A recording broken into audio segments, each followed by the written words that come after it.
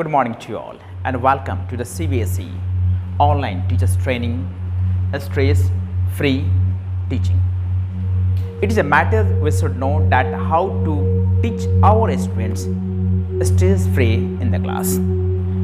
छात्रों को क्लब वर्ग के अंदर क्लास के अंदर स्ट्रेस फ्री हम कैसे पढ़ाएं, तो we should manage some things to teach stress free in the class and due to which CBSE curriculum, according to the curriculum of CBSE has launched teachers training as NEP, new education policy. So we have to follow some points. The first point we should follow is to establish routine and rules for the first class. It depends on us in what way we develop our students. Discipline, we can't improve discipline in only at addendum, but we'll have to make our students from the beginning. With all these things, we have to follow these things. With pre-schools and lower primary sections, it is the morals, it is the duty of the teachers of the, that means junior section, to talk in a disciplined way to the students. We should use in a polite way how to, for example, good morning, welcome to the class. We should discuss in a disciplined way. We should not use harsh words to the students, because it is said that a child, that means the mind of the child is just like a plain page. एक छोटे बच्चे का जो मस्तिष्क होता है बिल्कुल इस एक कोरे कागज की भांति होता है. हम जिस तरह से हम उनके साथ बर्ताव करेंगे, क्योंकि छोटे बच्चे होते हैं अपने टीचर की हूबहू नकल करते हैं. आपने देखा भी होगा जब टीचर क्लास में नहीं होते हैं तो वे बच्चे जो होते हैं अपने सबसे फेवरेट टीचर की मिमिक्रिंग किया करते हैं. You may have seen the teacher to whom they like, they start to mimic like Jha sir come in the class, a teacher, good morning student, such and such things, such activities.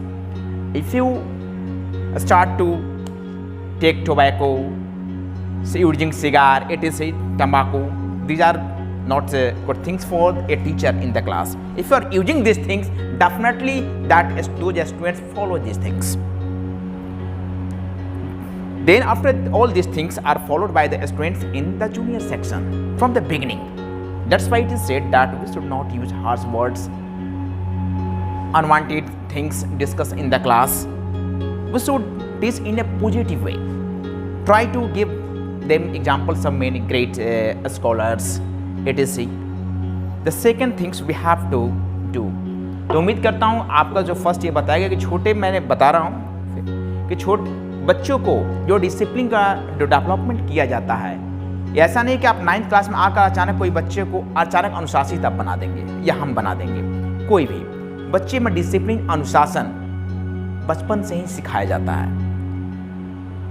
और सबसे पहली बात कि हम उन्हें किस तरह उनके साथ बर्ताव करते हैं, बातचीत करते हैं और किस वे लहजे में हम उनसे टॉक करते हैं.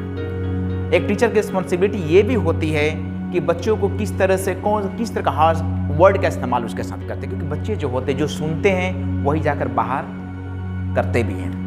ठीक है, क्लास में अगर उन्हें हम गलत लफ्ज़ इस्तेमाल करके बुलाते हैं तो वो भी क्या करेंगे, अपने साथी के साथ भी वैसा ही करते हैं. ठीक है ना, ओके. अगर these are the things. The second topic we have to do to use variety. Although we have to use the variety of teaching. एक ही चीज़ पढ़ते पढ़ते एक ही तरह से पढ़ाने का जो तरीका होता है, डैट मीन्स बच्चे क्या होते हैं, एक ही चीज़ देखते देखते हम भी बोर हो जाते हैं. जब हम बड़े होकर बोर हो सकते हैं, वो तो छोटे बच्चे हैं. ठीक है, तो एक ही तरह से अगर आप छोटे बच्चों को पढ़ाते हो, they feel boring. Then we have to use variety of teaching. Okay, in by pictograph, graphics. You should use graphics. If there is no smart class in the class, we can use whiteboard and blackboard with the help of chalk. For example, you are teaching the story then after if you are using the graphics, for example a thirsty crow, if you should sketch the picture of a crow and a pitcher, एक घड़ा का आप तस्वीर बना दो। आप इस तरह एक लेक्चर दीजिए कि प्यासा कौवा था, बहुत प्यासा था, उड़ता जा रहा था और उसे प्यास लगी थी, पानी कहीं नहीं मिला, उसे घड़ा दिखा। तो बच्चों को घड़ा समझ में अगर नहीं आ रहा है, अगर आप तस्वीर बना देती हैं तो लगा रही घड़ा इसी को कहा जाता है, that is picture.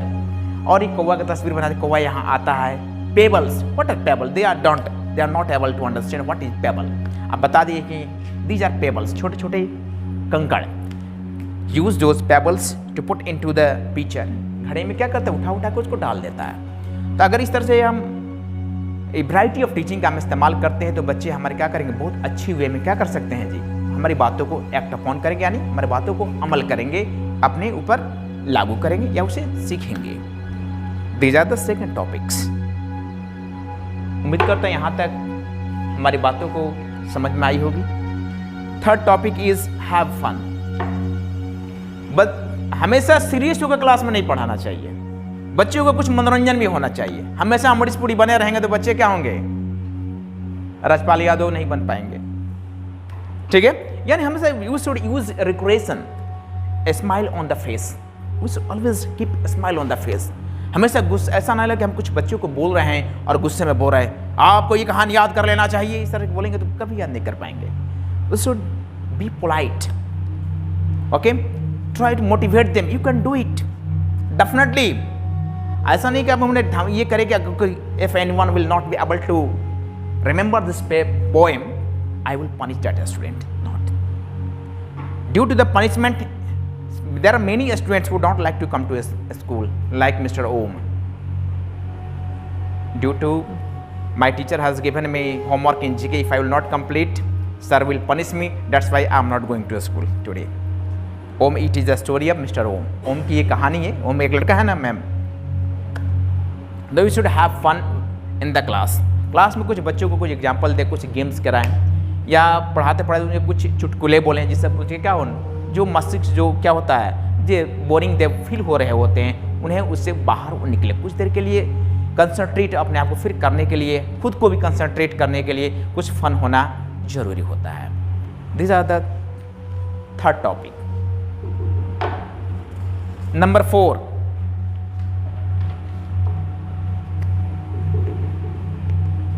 they have to understand our language, what language we are delivering our lecture in the class.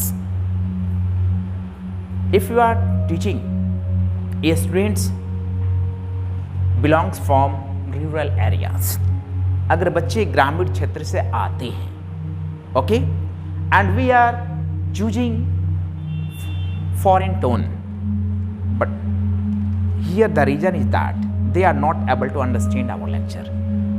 तो language, in which language they are able to understand, तो जिस टोन में वो समझ सकते हैं, हमें कोशिश करना चाहिए उसी लैंग्वेज में हमें उसे क्या करना चाहिए, अपने लैंग्वेज को डिलीवर करना चाहिए, अपने ये लेक्चर को डिलीवर करना चाहिए।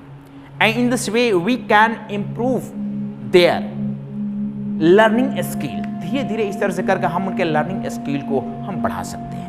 अगर शुरू में ही, if in the beginning if you use harsh high tone, they are not able to understand it. Then after they start to feel bored. अगर वे शुरू में हम हार्श टोन का इस्तेमाल करते हैं, डिफिकल्ट लैंग्वेज का इस्तेमाल करते हैं, okay, if you are suppose I am teaching a poem, हम एक पोएम पढ़ा रहे हैं, हम एक पोएम कोई पढ़ा रहे हैं, ठीक है, और उसको हम English to English, I am driving the lecture, that poem in English to English, that boy is not able to understand the poem. For example, there is a poem in 10th standard, Dust of Snow. The poem is like this: the way a crow took down on me, the dust of snow from hemlock tree, has given my heart a change of mood and shaped some part the day I had wrote. This poem is written by Robert Frost. The main theme of this poem is, are those things really negative to whom we regard negative? Here the author is telling that all negative things are not always negative. If here the question is that if any student belongs to a rural area, that student will not be able to understand this theme.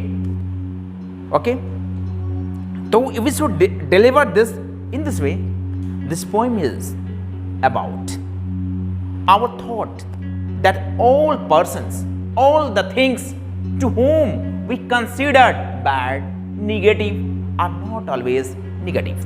वो सारी वस्तुएं जिन्हें हम नकारात्मक समझते हैं, या वो लोग जिन्हें हम कहते हैं कि वो बंदा बहुत गलत आदमी है, ये जगह गलत है, यह स्थान गलत है, हर वक्त गलत नहीं होते हैं। कि जैसे for example if you are thinking, if you when we hear the name of the poison, जब कभी हम जहर का नाम सुनते हैं तो क्या हमारे अंदर विचार आता है? मौत, डेथ। जहर से क्या होती है? डेथ होती है। But death, poison now always not cause be the cause of death. जहर से हमेशा मौत ही नहीं होती है। Sometime poison used to save the life of a person. कभी कभी जहर का जो इस्तेमाल होता है ना, किसी की जिंदगी बचाने के काम आती है। कब आती है? Whenever any poisonous snake bites anyone, जब कभी कोई जहरीला सांप किसी को काट लेता है तो वही पॉइजनस इंजेक्शन उस व्यक्ति को इंजेक्ट कर कर क्या किया जाता है? उसके जहर को बचाया, उसके लाइफ को बचाया जाता है। These are the topics, that means language. Yes. ऐसे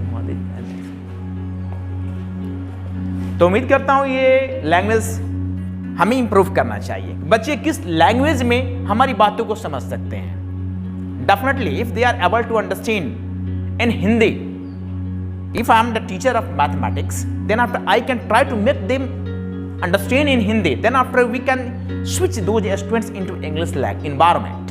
पहले हम उन्हें पढ़ने की आदत डालें, ठीक है? अगर पहले ही उनके ऊपर ज्यादा बोझ डालेंगे तो क्या करेंगे? पढ़ाई से भागेंगे, ठीक ना? तो इस तरह से हमें अपने बच्चों को क्या कर, पहले उन्हें अपने पढ़ने के प्रति इन्वायरमेंट को ढालना होता है। छोटे बच्चों को, जो किड प्रीप स्कूल के जो बच्चे होते हैं, उन्हें पढ़ना नहीं सिखाना है हमें, बस उन्हें स्कूल आने की आदत लगाई जाती है। इसलिए हम स्कूल में टॉयज रखते हैं, वो छोटी छोटे प्लास्टिक की गाड़ियाँ रखते हैं, झूले रखते हैं। इसकी लालच बस बच्चे स्कूल आने के लिए सुबह सुबह मदर को बोले कि आज मैं स्कूल जाऊंगा, ऐसा ना कोई डर से बोले कि हम स्कूल नहीं जाएंगे, मैम बहुत मारती है, होमवर्क कंप्लीट नहीं रहता। इस वजह से नहीं, इससे कि बच्चे स्कूल आए, तरह तरह के पिक्चोग्राफ हम वॉल पे चिपकाए रखते हैं कि वो देखकर आए। ये भी आपने देखा होगा, हमने देखा है, जो बच्चों की बुक होती है कलरफुल होती है, तरह तरह के तस्वीर उसमें दिए गए होते हैं। ओम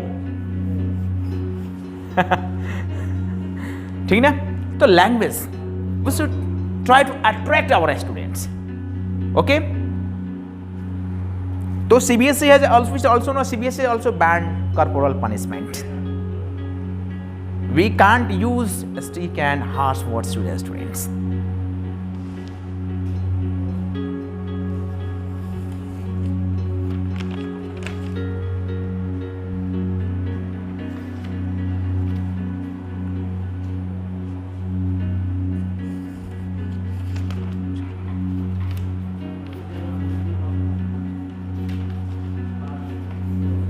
The next topic we should do to teach stress free in the class is we should surprise our students at some time. कभी कभी हमें अपने छात्रों को सरप्राइज भी करना चाहिए। फॉर एग्जाम्पल तरह किस तरह करना चाहिए? When after 1 or 2 weeks we can tell them today is surprise test. इस तरह के सरप्राइज भी हमने दे सकते हैं। Announcing some important things in the class, that if anyone will solve I will give him reward.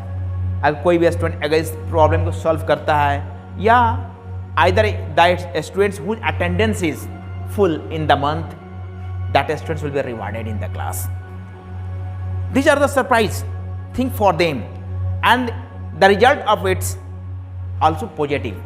अगर हम उन्हें सरप्राइज के तौर पर बोलते हैं कि जो स्टूडेंट्स अगर डेट का अटेंडेंस अच्छा है, उन्हें हम क्या करने जा रहे हैं जी? आज अटेंडम आप बोलते हैं कि आज उन्हें जो स्टूडेंट्स का फुल मंथ अटेंडेंस अच्छा रहा है स्टूडेंट्स का, आज उन्हें अवार्ड दिया जाएगा। ये क्या सरप्राइज बात है?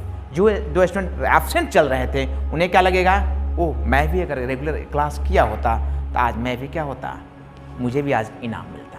देन आप इस तरह की क्यूरियोसिटी उस बच्चे के अंदर आएगी and he will try to regularise the class. वो बच्चे क्या करेंगे, रेगुलर क्लास आने के लिए प्रति जिद करेंगे, यानी बाध्य होंगे। बाध्य दैट मीन्स ऐसा नहीं कि उन्हें मार्क पीट कर लाया जाएगा, वो क्यूरियोसिटी उनके अंदर आएगी, जिज्ञासा बढ़ेगी। ओके,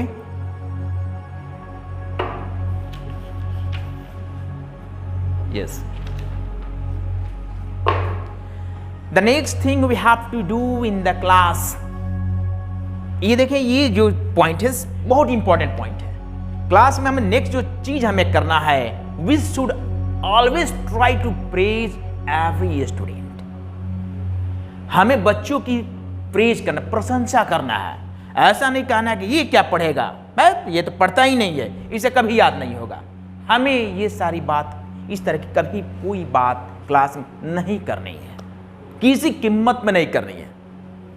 बच्चा पढ़ने में जीरो है तो भी नहीं करनी है। अगर जीरो है तो भी बोलें he is very intelligent, he is able to learn, ये कर सकता है। हम प्रशंसा करें उसकी, क्योंकि प्रशंसा सबको प्रिय होती है। Okay, even we and you, हम, आप, थर्ड पर्सन, सबको प्रशंसा अच्छी लगती है। वो बच्चे हैं, ऐसा नहीं कि प्रशंसा अच्छी नहीं, उन्हें भी अच्छी लगती है। आप प्रशंसा करके देखिए।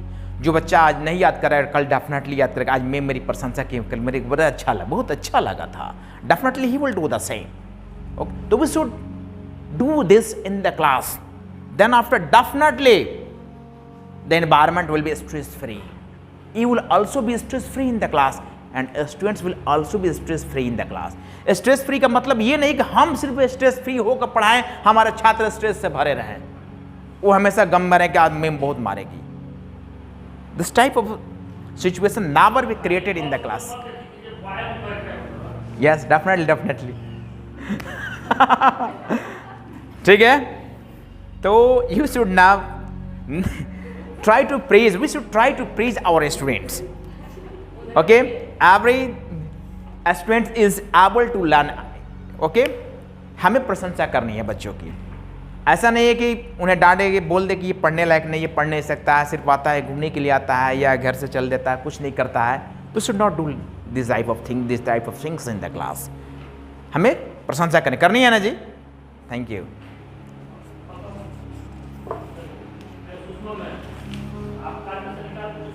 Yes.